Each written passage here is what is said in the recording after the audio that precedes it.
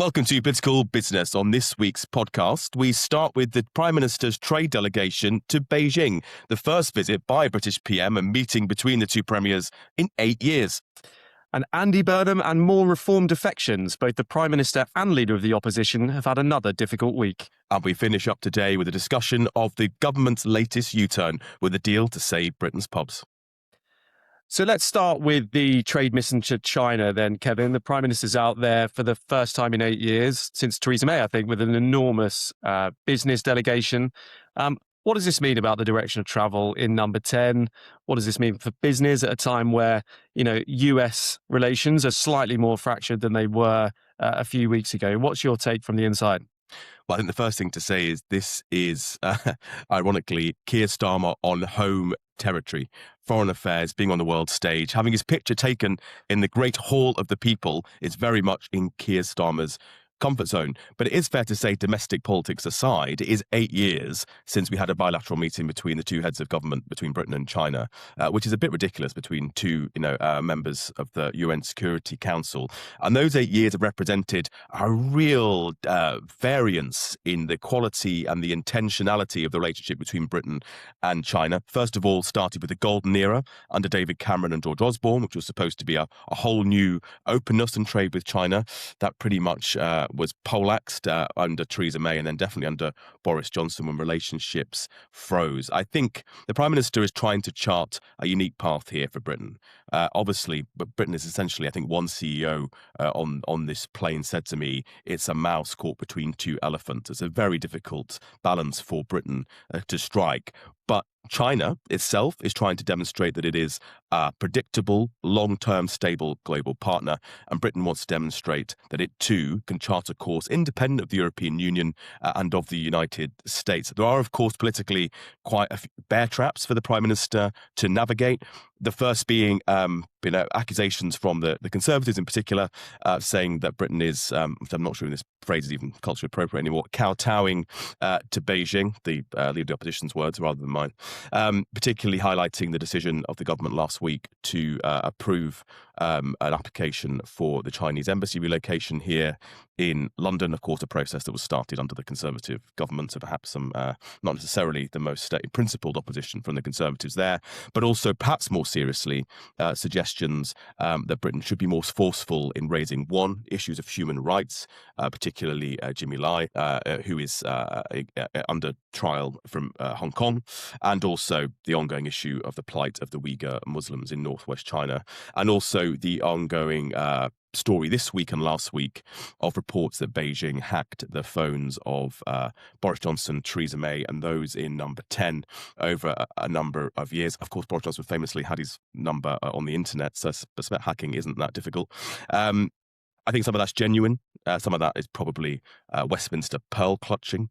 Anyway, I don't know if anyone thinks MI6's purpose is in this world, or indeed the CIA's, to think that people might spy on each other. But I think those are legitimate questions to be raised. I'm told a friend in the lobby who is on the plane, is on the plane as we record, but I think will obviously be in Beijing when this podcast goes out, that they've, one, all got burner phones, two, aren't allowed to, been advised not to use their AirPods. They should use wired headphones only, and they probably should chuck them out at the end of the trip. So no stone unturned on security advice to those on the PM's plane as it lands in Beijing this week. And you can't get away from the fact that there's a huge amount of business interest in the Chinese market. Many of our clients, particularly various brands in the West End, for example, rely on the luxury Chinese market to export significant goods. I was reading a story the other day about how China's become a big export market for Brompton bikes recently. So, I would just say to a lot of the Conservative Party who doesn't want to increase trade with China, that when you made the case for Brexit and trading with the rest of the world and not just the European market, the consequence of that is we would be trading globally. And I think ultimately you can't get away from the fact that the Prime Minister is looking for growth. It's a big market, and therefore we do need to have good trading relations. It does complicate the picture when you talk about values and how significantly the Prime Minister and the Labour government should be raising, a lot of issues that clearly we disagree with the Chinese on, some appalling human rights abuses and others, as you've mentioned. But ultimately, We are starting to share slightly different values and approaches to the American leadership on a whole range of issues. And nobody's talking about, completely rolling up any of our relationships with the US. So, I think this is about growth. I think, the government's line on this has been go into it clear-eyed. We know what we're dealing with. And ultimately, when business is standing there saying we want to do more trade with China, Chinese market's really important. I think what other choice does number 10 have? Yeah, and I don't think it's not a question of necessity. It's a question of the right thing to do for the British economy, for British business. The proof of the pudding is always in the eating. I would compare the positioning of the Conservative front bench versus the shareholding, the business interests of the majority of Conservative donors. I think we'll probably see there is a much more positive attitude towards Beijing than perhaps is the case from SW1. It's fair to say that the Chinese play the long game. That's a surprise to nobody. I'd spent a year working in China and did 2 foreign office placements in Beijing and Shanghai, and Hong Kong and Shanghai. So I do know the area a little bit better than your average punter, and can tell you that the Chinese take a very clear, level-headed, long-term national interest. We are as useful to them as they want us to be. We are a smaller economy. We are weaker on that stage because we're outside the European Union. But fascinatingly, actually, our trade relationship versus the US and the European Union for China is actually much more favorable territory for cooperation. Why? Because the European Union competes heavily on lots of goods, cars, engineering. Electric cars are a major battleground of the future. Equally, the US similarly, but actually Britain and also the US and the EU have a massive trade surplus. China has a massive trade surplus with those markets. And actually, there's pretty much a balance of trade between Britain and the US. We don't compete globally. Our strengths are in different areas. So actually, that's the Chinese view, that there's grounds and space for cooperation between London and Beijing. You're absolutely right. This is the Brexit benefit. We can negotiate our own trade deals, and let's see what happens. What's interesting about this versus other trade missions is a lot less has been briefed about it. Usually we'd know there's going to be, a big trade announcement, a big FDI deal. I'm told AstraZeneca might or may not announce something. So it's very clear that a lot of this is being done. The trip is planned, but the content is being agreed last minute. The plane wasn't confirmed until the embassy decision was made last week. We're also having discussions about our embassy in Beijing whilst we're there, which is the one side of the story that our parochial press hasn't reported on when it's been discussing the Chinese embassy story here. So I think there might be some surprises, but equally it might be relatively flat. But the fact is, after 8 years, a British premier is in Beijing meeting with the Chinese premier and discussing bilateral trade, and that has to be a good thing. It is, of course, all a bit of a distraction, hopefully, for the Prime Minister for what's happening in Gorton and Denton, which for those listeners who are members of Reform is in Greater Manchester. There has been some confusion about that over the past 48 hours. And for those in the Green Party, it's spelled Gorton. After their first campaign flyer landed with a misspelling. Not a great start. It's quite interesting, isn't it? So Andy Burnham throws his hat in the ring last week. Kevin, talk us through what happened there with the NEC blocking his ability to stand as a Metro Mayor. You were doing the rounds on various media outlets over the weekend, talking people through the process that Andy Burnham had to go through to even become a candidate, let alone go on to win the by-election. But how's this playing with the Labour Party? Yeah, it's fair to say sometimes in politics, weeks happen in days, and I think weeks happened in about 6 hours over the weekend. Won't relitigate everything that happened, but ultimately the leadership blocked Andy Burnham from standing as a candidate in the by-election on the basis that the Greater Manchester mayoralty was a greater risk to lose than losing the by-election. What does that mean politically? There is some uproar on the back benches, not enough to cause any immediate problems for the Prime Minister, but what it has done in terms of the long term with the parliamentary party, slightly caught some of the soft left offside. They're a bit less pro keeping Keir in place than they would have been a few days ago. Although, of course, the whole purpose of Andy Burnham entering Parliament would have been to challenge Keir Starmer in due course, despite the assurances he gave the Prime Minister over the weekend. I think it was a bit of a lose-lose situation for the PM. If he allowed if Keir allowed Andy to be the candidate, then it's likely that the polling suggests, and actually doorstep feedback and journalist feedback from the last couple of days suggests Labour probably would have held the constituency. Predictions are that now there's a good chance of losing. Of course, we'll never know. The counterfactual will always be Andy Burnham would have walked it, so that's kind of now set in stone. and therefore would have entered Parliament and then could have been a challenge to Keir Starmer, demonstrating a very recent answer to the exam question post-May is who can stop reform? Although actually the exam question after this by-election may well be who can stop the Greens. However, by not allowing him, I think it's shown some weakness. That was partly mitigated, I think it's fair to say, by Keir Starmer fronting the argument himself. So in the NEC meeting, and more importantly, the reporting of it, Keir Starmer made the arguments of blocking anti-Burnham. It wasn't a personal attack on the Mayor of Greater Manchester. It was based on the risk of losing the Manchester mayoralty, the cost of holding that by-election, estimated to be about £1.5 million, and the impact on party unity. So I think the fact that Keir fronted that out gave him a bit of, it was a silver lining to an otherwise grey crowd. Predictions are still Labour will do poorly in May. The Prime Minister is still likely to be challenged post-May. That hasn't changed. I think in terms of personalities, what's happening now is the soft left of the Labour Party in Parliament and outside is looking for somebody else to back when it comes to that. Angela Rayner, the obvious candidate, she's been doing the rounds, a couple of fundraisers last week. I think the phrase she used is she's not dead yet, but obviously she's still yet to fill out and complete an accurate self-assessment form for HMRC. She does need to sort that out. That's widely acknowledged. I think even her team think it's a bit early for her, so this isn't ideal. Timing, if there's a leadership challenge immediately post-May, and in the second order, people are trying to persuade Ed Miliband to put his name forward. Now, he's already said that he doesn't want to do that, that the best reason for not wanting to be Labour leader is having been Labour leader, but, all politicians, when history calls, they may well take it. So I think interesting that both Angela and Ed are being talked about as potential standard bearers for the soft left, not least to stop what's increasingly being briefed as a potential coronation of Wes Streeting, who is from the centre-left, the right of the Parliamentary Labour Party, from being installed as leader post-May. So in a sense, a really busy week of more leadership speculation, but it doesn't change too much because all eyes on May still. All it's done is take out a potential rival that would have been on the backbenches. And I think, even Burnham supporters who are sympathetic to him do understand that would have created a bit of a circus in Parliament had he returned.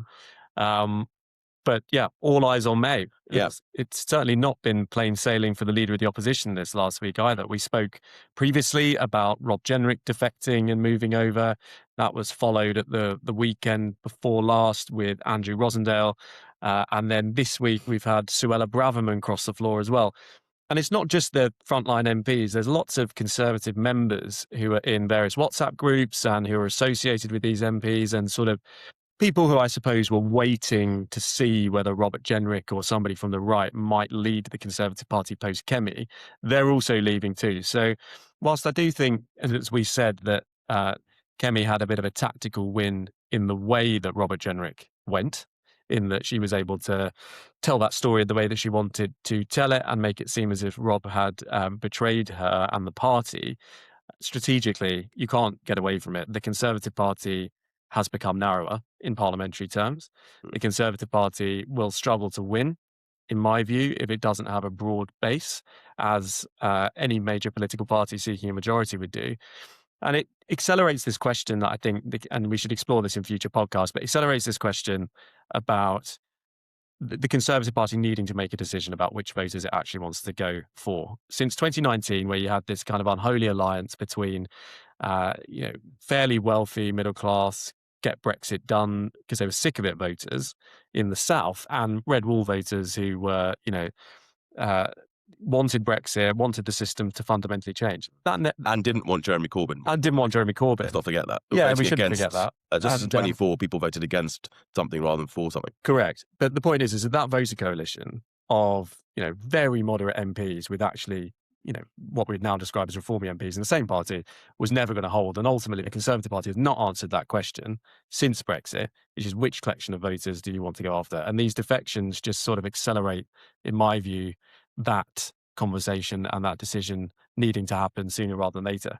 So, in a sense, for the Conservatives, nothing's changed as well. We go to May, will be a very difficult set of elections for the Conservatives, as it will be for the Prime Minister, the Labour Party. And we could end up, as we said 6 months ago, this podcast with both leaders of the major parties facing a leadership challenge. But of course, the work of government goes on. It wouldn't be a week in Westminster without a government U-turn. And we've been following closely a statement in the House yesterday from Dan Tomlinson, a junior Treasury Minister, who talked through the well-briefed U-turn on business rates for pubs. Nathan, you've been following that very closely with your policy hat on. Indeed, yeah. The government got itself into a little bit of trouble by removing many of the COVID reliefs that applied to pubs in particular, but broad-based hospitality as part of business rates reform. Lots of Labour MPs, I think, were getting a bit antsy about this, being banned from various pubs in their own constituencies. Some of the increases in rates liability for pubs went up drastically. So the government yesterday announced a package in the Commons. This is effectively a 15% cut to business rates bills from next year. They say that that's an average saving of £1,600 per pub, and that ultimately by 2029, pubs will be paying 8% less in business rates than they do currently.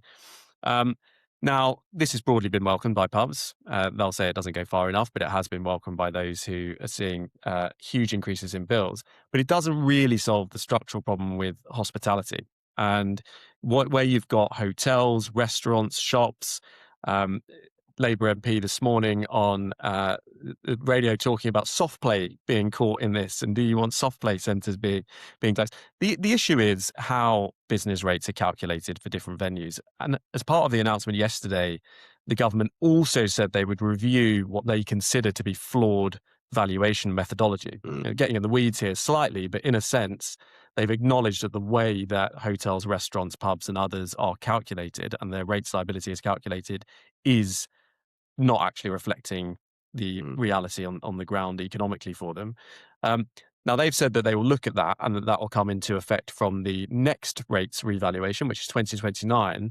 But I think you'll find many hospitality providers and many businesses over the next few weeks will be saying, well, if you've accepted that the methodology is flawed, why do we have to accept a revaluation based on flawed methodology coming into effect next year?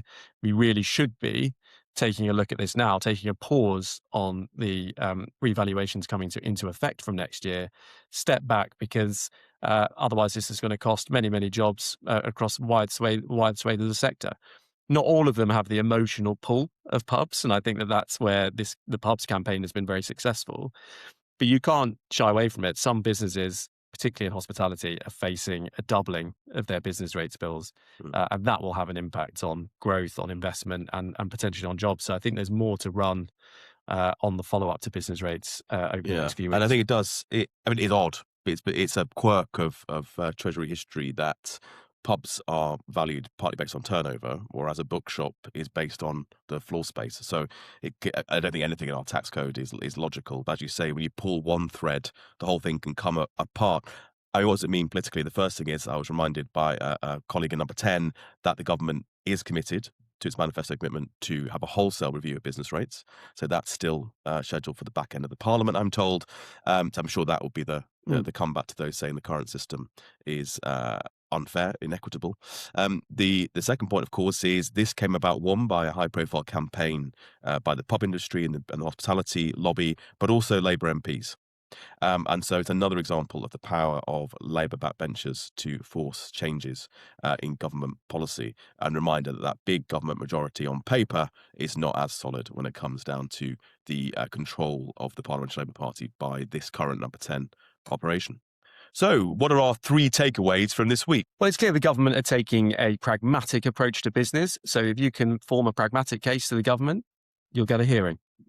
And all eyes on the by-election on the 26th of February in Gorton and Denton. Not just on what happens with reform, what it means for Labour and the Conservatives, but also the rise of the Greens.